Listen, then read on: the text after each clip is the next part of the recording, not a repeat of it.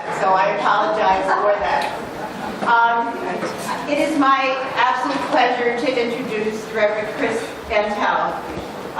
Many of you may know Chris Antal from recent coverage on national news and Democracy Now! He just came back from speaking at the National Veterans for Peace Conference. He is a minister of Unitarian Universalist Church and the pastor at the congregation in Rock Tavern, New York. I have the information that's rich and full about Chris's amazing life journey that's brought him to this moment. I won't go through all of it. It's available, or I'm sure you can speak more to Chris about what's informed the amazing journey that he's been on to this moment.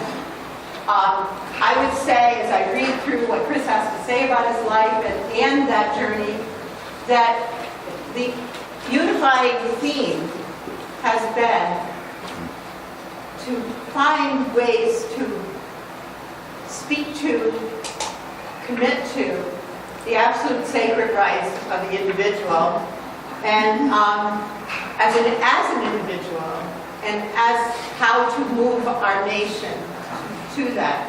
And that effort to follow that thread has brought him to his ministry, and also on a recent journey where a couple of years ago, as a chaplain in Afghanistan, he gave a sermon entitled "A Veterans Day Confession for America" that had a profound effect both on his officers, who I think saw the power of what he had to say and reacted, and also his parishioners and the servicemen who read this and were moved by it and spoke to it. As his journey has continued, most recently, Chris has come to national attention because after deep reflection, after following this thread of absolute commitment to the sacred of the individual and of human life, Chris resigned his commission in a public letter to President Obama and left military in opposition to drone use, preemptive war policies, and those things that Chris found absolutely inconsistent with his deeply held, constantly held beliefs. So it's a true pleasure and privilege to welcome Chris Antal.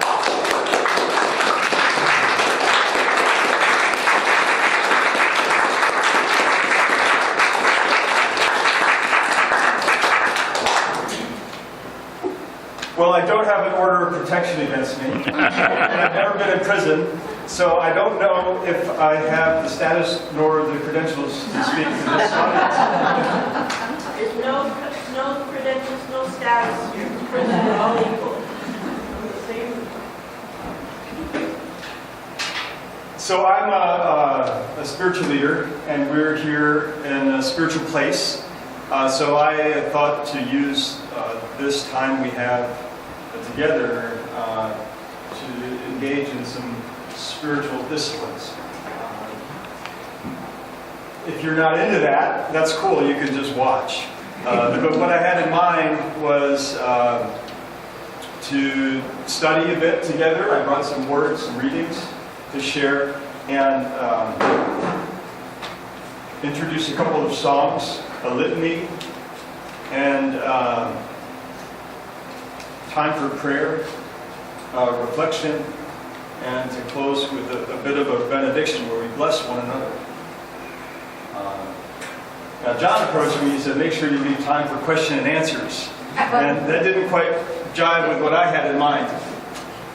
That if you want to have question and answers, it doesn't quite fit with the idea of entering into sacred time and space. But I'm flexible. So I'm going to work with it. But it's my experience in peace work that we do get overwhelmed and we do get burned out, and we need to nurture ourselves. And spiritual disciplines can be a way to do that. So I want to apologize for my late arrival and early departure. I'm between a wedding. I did the rehearsal last night. I'm doing the wedding this afternoon.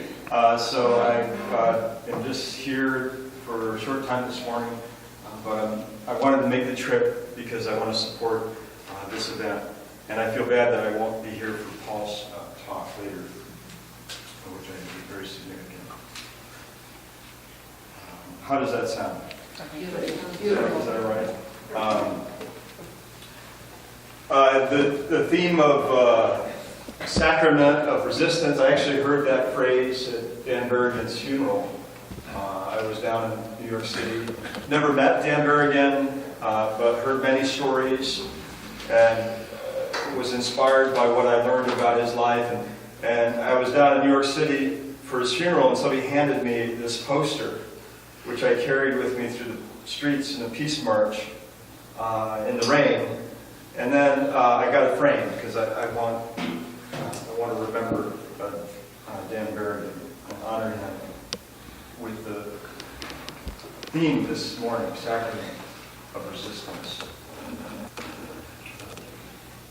So I'm going to put on my stole and invite you to enter with me into sacred time. And I'm a Unitarian minister. I'm used to diversity. So I'm not going to push anything on anybody, but I'm going to invite you to participate with me as we enter into the sacred time. This is a drum that was gifted to me when I was at Moab Site in Fort Bliss by Sarah Hartsong. Sarah made this drum and she presented it to me, and it came with a song. So I want to teach you that song. It's a very simple song, and it goes like this. My Creator, show me the way, show me the way, show me the way. My Creator, show me the way, show me the way, show me the way. Oh, my Creator.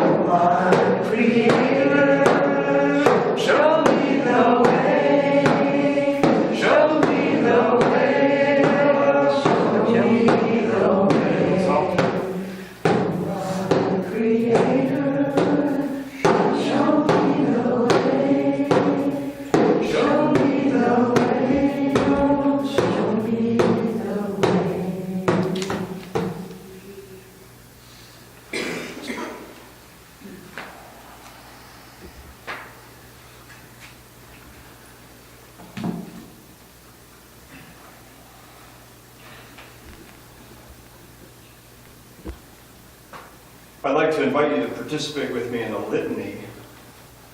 This is a litany of atonement. And I invite you to respond as you feel so moved, or you can be silent if you wish. The response is simple. We forgive ourselves and each other, and we begin again in love. We forgive ourselves and each other. We begin again in love. For remaining silent when a single voice would have made a difference, we forgive ourselves and each other. We begin again in love. For each time that our fears have made us rigid and inaccessible, we forgive ourselves and each other. We begin again in love. For each time we have struck out in anger without just cause, we forgive ourselves and each other. We begin again in love. For each time that our greed has blinded us to the needs of others, We forgive ourselves and each other. We begin again in love. For the selfishness which sets us apart and alone, we forgive ourselves and each other. We begin again in love. For falling short of the admonitions of the Spirit, we forgive ourselves and each other. We begin again in love. For losing sight of our unity, we forgive ourselves and each other. We begin again in love. For those and for so many acts, both evident and subtle, which have fueled the illusion of separateness, we forgive ourselves and each other. We begin again in love. The words of Robert Eller Isaacs, colleague of mine in ministry.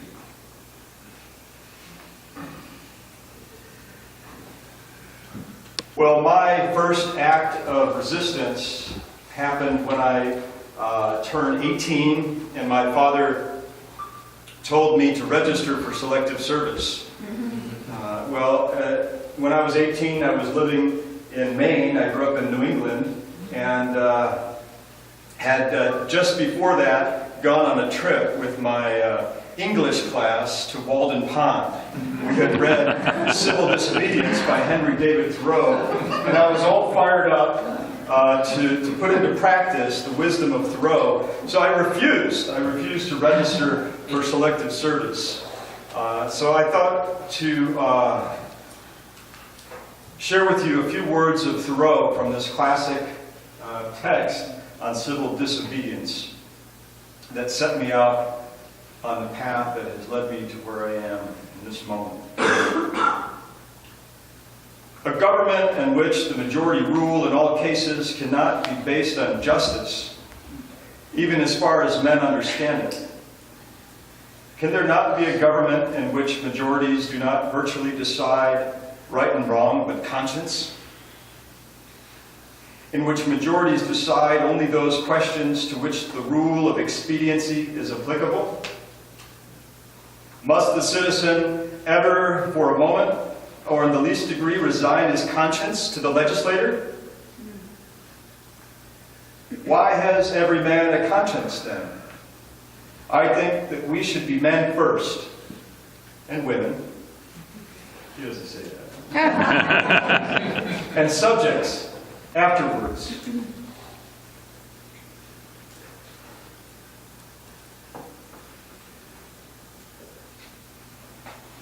I'm going to teach you another song.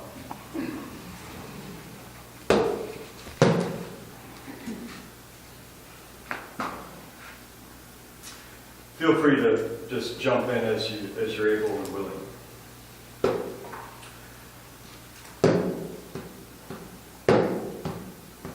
I know this rose will blow.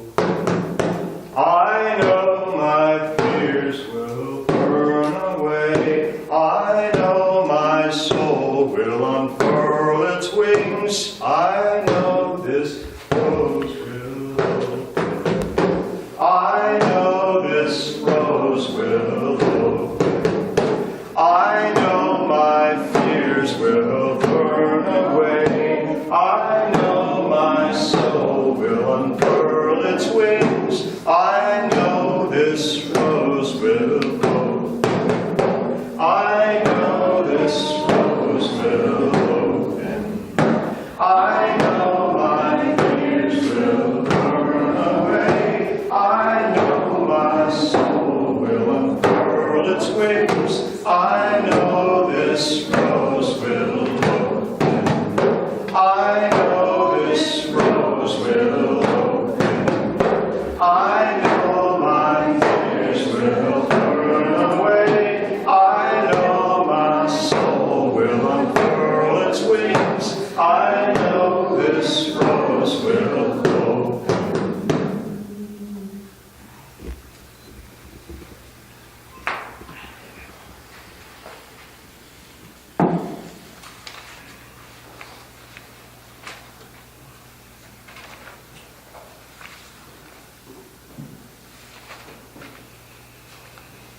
This is a Catholic shrine, and I'm not Catholic, but out of respect for the tradition of the Catholic Church, I brought a great spiritual director and writer from the Catholic tradition, Henry Nouwen. And this is one of the most significant books I've discovered in the past couple of years. It's called Peace Work, Prayer, Resistance, and Community. And I want to read and study with you about resistance. These are the words of Henry Nouwen.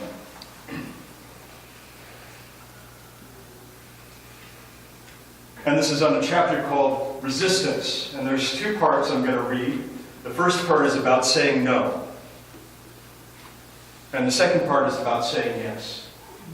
And both are part of the spiritual discipline of resistance. So as we read this first part about saying no, I want you to imagine and reflect on what you need to say no to this morning. Because I'm going to invite that time here together for us to speak. The word that I want to make central in these reflections on the daily life of the peacemaker is the word resistance. As peacemakers, we must resist resolutely all of the powers of war and destruction and proclaim that peace is the divine gift offered to all who affirm life. Resistance means saying no to all the forces of death, wherever they may be, and as a corollary, saying yes to all of life in whatever form we encounter it. To work for peace is to work for life. But more than ever before in history, we are surrounded by the powers of death. Nouwen wrote this in the 1980s, but it's as true now as it was then. He writes, the rapidly escalating arms race has created a death mood that pervades our thoughts and feelings in ways that we are only vaguely aware of. We try to live and work as if all is normal, but we hardly succeed in keeping the voice of death away from us. It is the voice that says, why work when all you create will soon be destroyed? Why study when you doubt that you will ever be able to use your gifts? Why bring forth children when you cannot promise them a future? Why write, make music, paint, dance, and celebrate it when existence itself is in doubt? We know that in the case of a full-scale Russian nuclear attack, 140 million Americans will probably die within days. And we know that a U.S. retaliatory attack would take the lives of at least 100 million Russians. The fact that we can even think about such an event already does great harm to our minds and hearts. That human beings are considering saving their lives by killing millions of their fellow human beings is so preposterous that the words saving life have lost their meaning.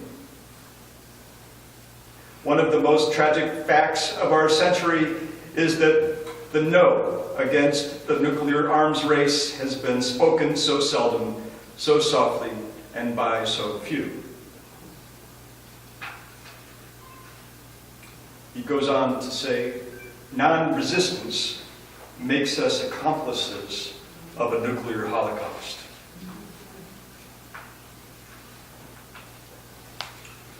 Our ability to entertain even the possibility of a nuclear war is part of a much wider and deeper domination by death. We will never become true peacemakers unless we are willing to unmask these death forces wherever in the smallest corners of our minds and hearts. Peace in the world and peace of heart can never be separated.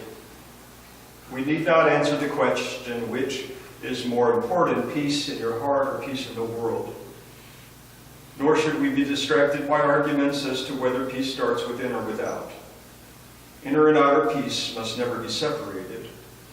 Peace work is a spectrum stretching from the hidden corners of our innermost selves to the most complex international deliberations. Our resistance against the powers of death must therefore be as deep and wide as peace itself.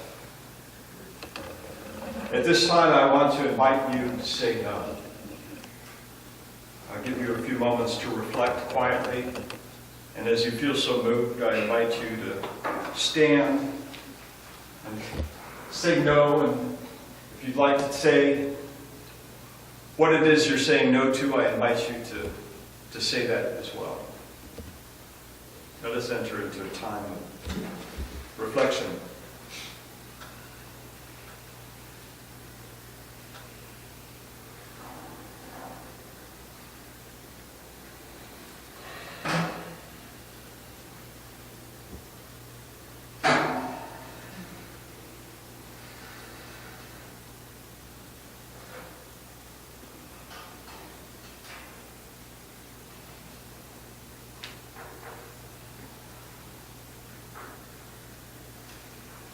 Who needs to say no this morning?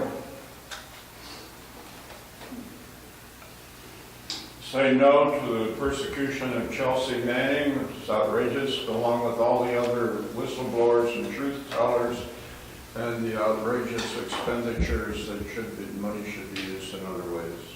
On the count of three, anyone who'd like to say no with me to this? Let's say it together. 1, 2, 3. No! Who else needs to say no this morning? No to nuclear weapon modernization spending. 1, 2, 3. No! Who else needs to say no? In the back, yes. So I'd like to say no to the continued exceptionalism of white supremacy. Our nation and we as a people perpetuate to the rest of the world. No to white supremacy. 1, 2, 3. No!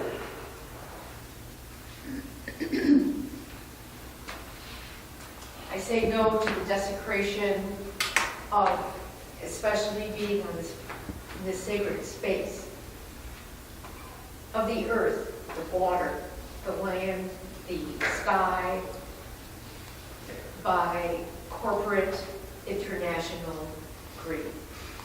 No to the desecration of the earth, the land, the environment by corporations. 1, 2, 3. No! No to saying no to taking in refugees. We'll come back to that one. No to say no to taking in refugees. 1, 2, 3. No! One more no this morning before we move to a couple more no's. Yes, in the back. No to the poisonings of adults and children in the south end of Albany being allowed by the federal and state governments. 1, 2, 3. No! And in front. I want to say no to endless discernment rather than just action.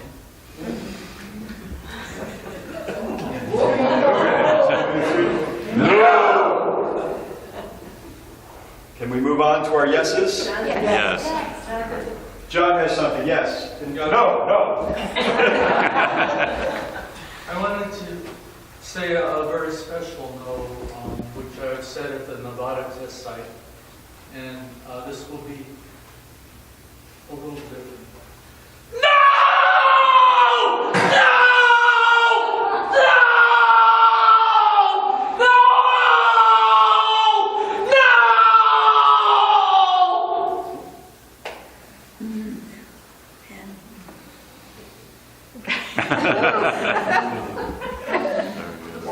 He set the example. You can stand for this one. It's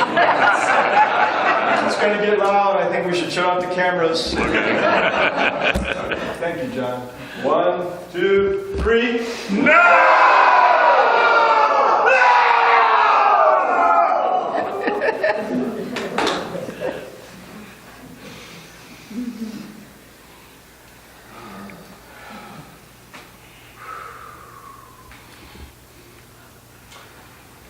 Try this with me.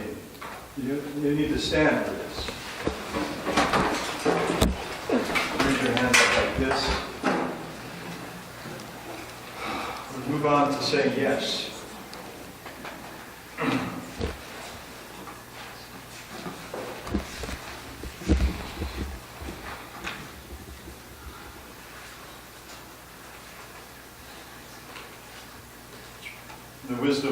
now on.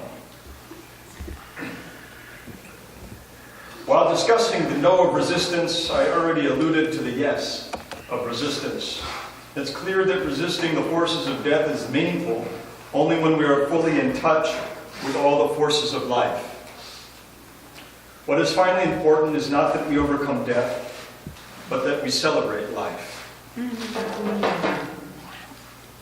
This is critical, because if we do the former and not the latter, it leads to despair.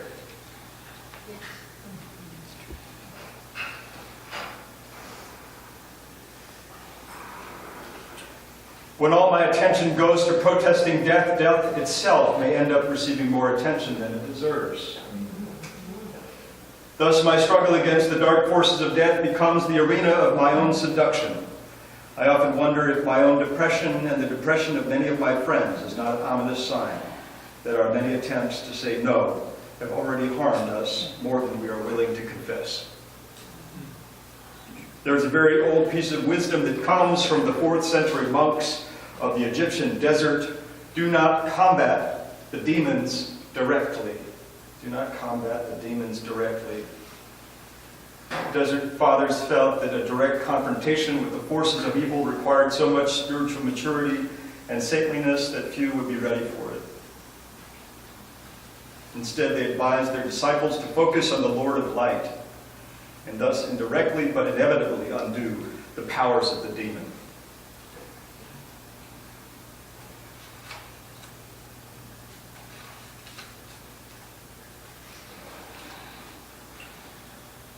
Reflecting on the affirmation of life is an act of resistance.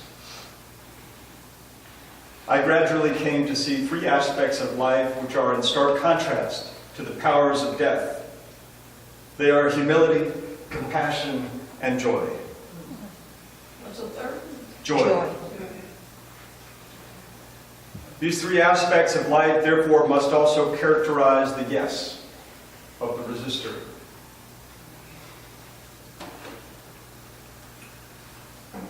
A humble, compassionate, and joyful yes is the way to true peace.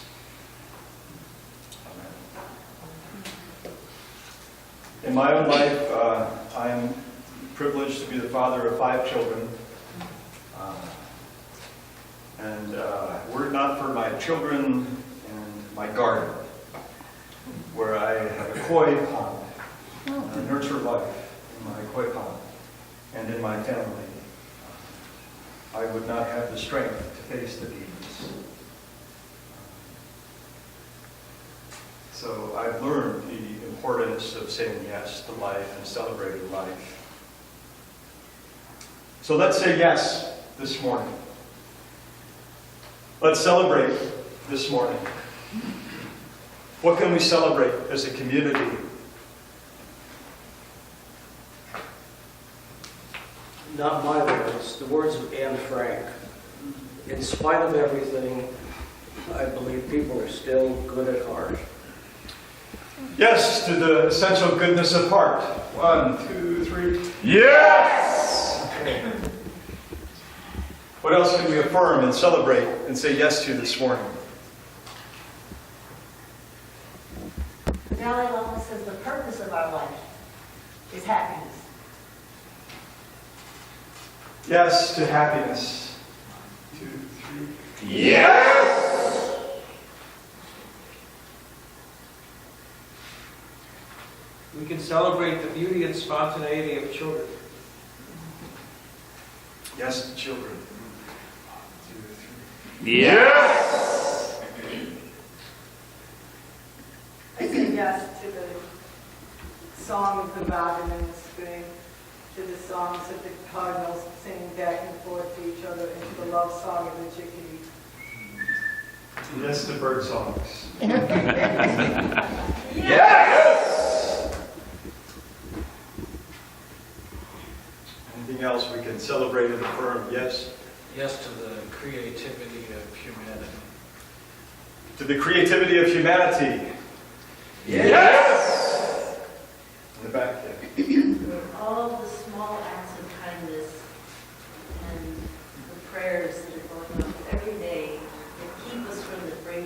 humanity and to keep peace. Yes! Yes! Somebody else? Yes to human diversity. Yes to human diversity. Yes. Somebody, yes. Yes to the courage of the Palestinian people. Yes to the courage of the Palestinians. Yes! All right, we need to counter our very intense scream of no with a very intense and celebratory scream of yes, a joyful stomping up and down and jumping and throwing our hands in the air. So please stand up. We can do this again, but this time it's going to be a celebratory and joyful, full of humility and joy and compassion. 1, 2, 3, breathe.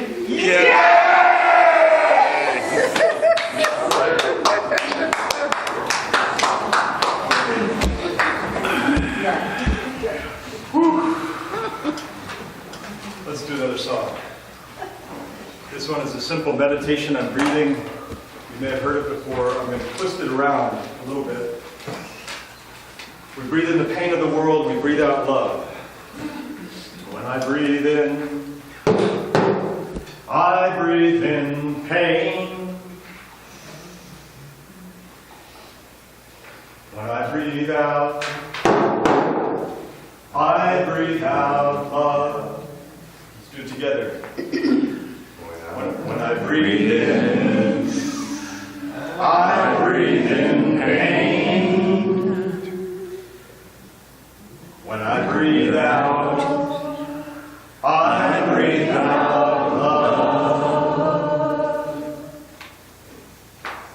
Listen, we'll try something else. When I breathe in fear. Together. When I breathe in fear. Take a deep breath with me. When I breathe out love. Let's try that one more time. First pain and then fear. When I breathe in pain. Breathe in. When I breathe out love. Fear. When I breathe in fear.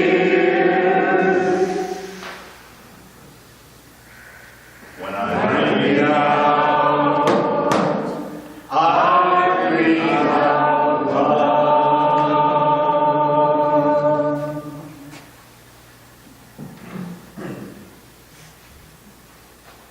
How's everyone doing? Good. I think we needed that, right? A little bit of breathing, a little bit of screaming, Good. a little bit of smiling. I thought that might hit the spot. Well, I had the privilege of being in Berkeley last weekend, and on the topic of resistance, I just have to lift up Brian Wilson. I met Brian Wilson in Berkeley for the first time last weekend, and I saw on Friday night the documentary that's been made about his life. It's called The Price of Peace. Brian Wilson, if you don't know, has recently published his memoir. It's called Blood on the Tracks. And this is a photo of Brian after he's been run over by a train. He lost both his legs trying to stop the shipment of arms from the Naval Depot in California to Central America that was being sent to the Contras to overflow the Sandinistas in Nicaragua. So Brian now has his two artificial legs. This is only one saga in his long journey as a peacemaker. And I was so moved by Brian's story and just by his presence that I wanted to mention him here this morning.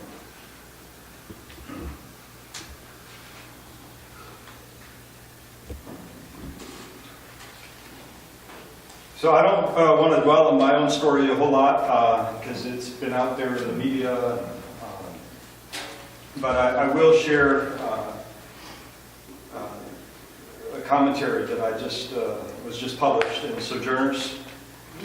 They asked me to write, and so I wrote this, and I'm going to share that with you. And then we'll close. I served 5 years as a U.S. Army chaplain, and this spring I submitted a resignation in protest to the President of the United States. I refused to support U.S. policies on armed drones, nuclear weapons, and the policy of preventive war. I told the President I refused to serve as an Empire chaplain. I grew up skeptical of military solutions and the son of a Vietnam veteran. Decided not to register for selective service, thanks to Thoreau and my trip to Walden Pond. How did I end up in the Army? Well, the call to bring my liberal religious values of justice and compassion into the Army chaplaincy came in response to 3 realities. First, soldiers burdened by multiple deployments in the sense that as a citizen I ought to carry my fair share.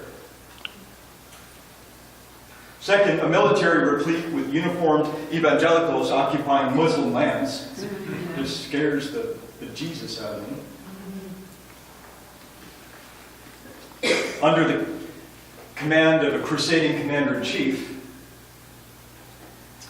and the torture of Abu Ghraib. I was in seminary when all of that came to light.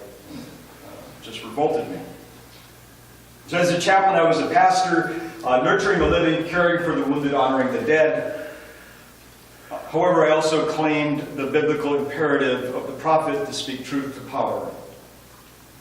When I witnessed drone warfare in Afghanistan in 2012, my anguish peaked.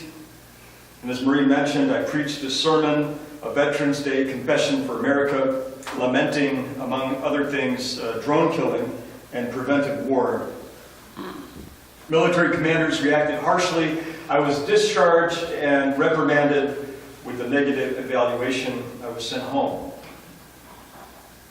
I learned that U.S. military chaplains are not allowed, or not expected at least, to have a prophetic voice. They are expected to be nothing more than empire chaplains.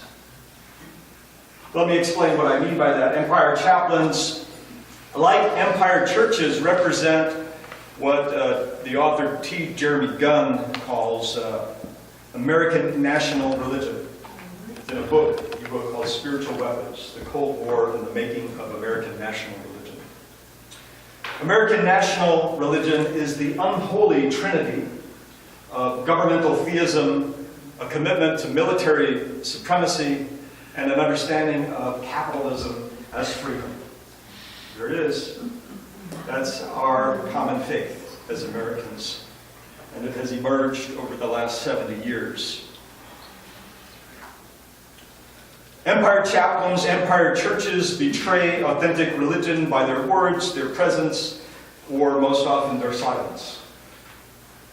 They cloak state violence with the garb of piety, lend religious legitimacy to military campaigns, and conflate God and country. The authentic church, synagogue, mosque, temple, we're a diverse group here. The authentic faith community can prevent this spiritual bankruptcy by exercising the right to speak prophetically against a nation and its policies. America needs this prophetic witness now. The U.S. uses just war tradition to endorse and justify violence rather than prevent and limit it. The very just war tradition that came out of this faith community, the Catholic faith community. President Obama and CIA Director John Brennan have sought to rationalize drone killing by invoking just war principles such as humanity, necessity, proportionality, and discrimination. Brennan's predecessor, General Michael Hayden, argued in a New York Times opinion piece, he also published it in his own book, that drone strikes effectively kill, quote-unquote, intolerable terrorist threats, like those in training camps, where men leapt off motorbikes and fired on simulated targets. Those are his words. For Hayden, drone strikes appear to be a convenient opportunity, not an unavoidable necessity. There's a big difference between what the word he used, which is intolerable threat, and imminent threat, which is what the president said is the basis for a legitimate strike, continuing imminent threat against U.S. persons.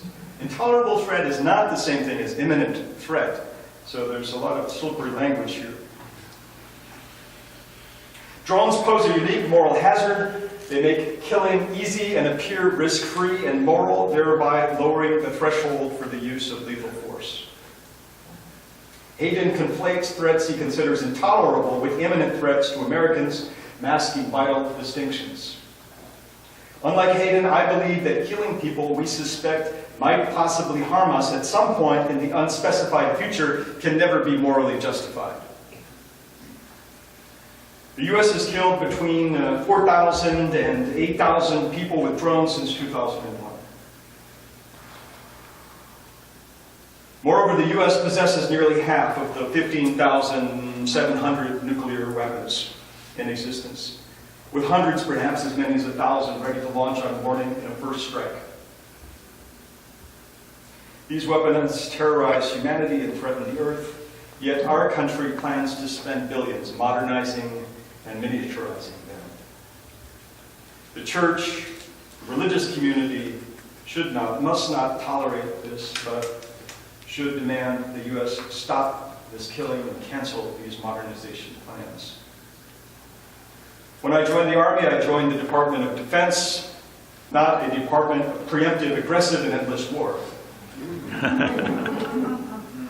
Drone strikes and nuclear intimidation will not bring security. U.S. officials graced with tolerance and humility, and maybe some compassion and joy mixed in, and a religious community courageous enough to resist American national religion might bring us the security we seek.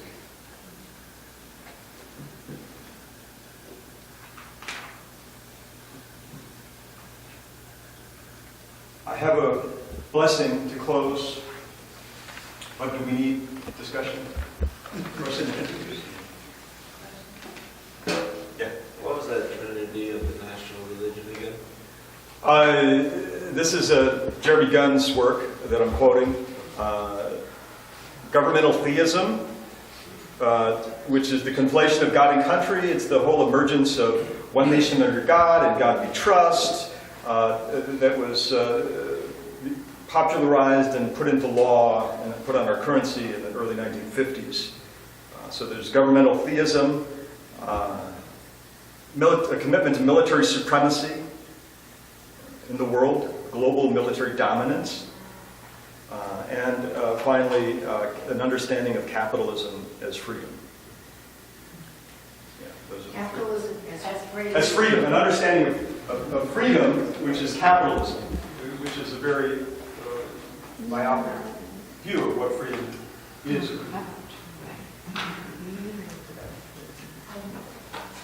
In honor of language in Dan Berrigan, I'm old enough to remember when the Department of Defense was called the War Department. They manipulated the language and changed it to the Department of Defense. And God bless the Quakers, many of them refer to the department, they still refer to it as the War Department because we think they got it right the first time. And maybe we need to reclaim that and say that this is the War Department. It's very important. It's because I think that the peace movement sabotages itself and undermines its own impact by some of the language and the polarization. So in my justice work, in my denomination, we strongly believe in relationship, that justice is achieved through relationships. I went to Honeywell and as a shareholder and confronted the CEO, David Cody, in relationship. And we went to the National Security Council to enter into a relationship. I don't know. I mean, clearly we heard the report this morning that the drone program is expanding exponentially. So that's bad news. And it suggests that you're impotent. Okay. If I may, I asked, Brian Terrell shared the word that he feels that we have had an effect in the sense that the use of the precision technology it's no longer a clean word in terms of public opinion. People are realizing because of witnesses that have happened across the country and across the world that it's not as clean as the government and the military would like us to believe. So, I mean, I don't want to discourage anybody. I think it's essential that we that we resist, and people resist publicly and speak out to keep the conversation and keep Americans awake. and thank you for the clarification there. You know, I stand corrected. Yes, in my opinion, the more we can embrace the complexity and nuance and avoid the polarization that often happens, I think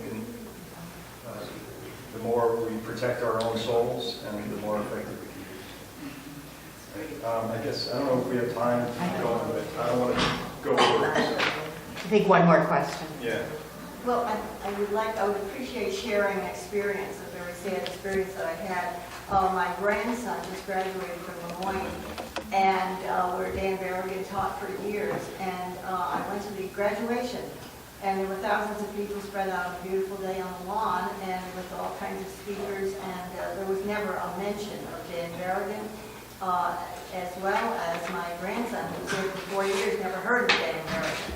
And I'm so disturbed by that, and thank you for letting me share it. I work with a Catholic priest who'd never heard of Dan Berrigan. I have a benediction.